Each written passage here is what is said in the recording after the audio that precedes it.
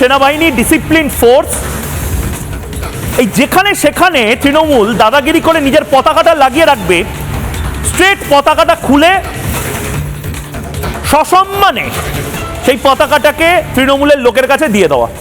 ভাই তুমি কে হরিদাস পাল? গোটা বাংলাটা কি তোমার জমিদারি নাকি?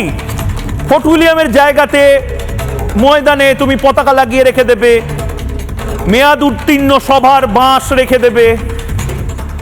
এটা শেখ শাহজাহানের সন্দেশখালি নয়, এটা অনুপ্রবেশকারীদের বাংলা নয়, এটা রোহিঙ্গা কলোনিও নয়, এটা ইস্টার্ন কমান্ড। যে ইস্টার্ন কমান্ড একটা সময় বাংলাদেশ তৈরি হওয়াতে অন্যতম গুরু দায়িত্ব পালন করেছিল, যে ইস্টার্ন কমান্ড মণিপুরটাও দেখে, মিজোরামটাও দেখে, অরুণাচলটাও দেখে, পূর্ব দিকের সমস্ত বর্ডার দেখে। সেই ইস্টার্ন কমান্ডের সাথে দয়া করে এই মাতব্বরিগুলো মেরো না, এটা একটা শিক্ষা হওয়া উচিত। এটা আসলে একটা ট্রেলার।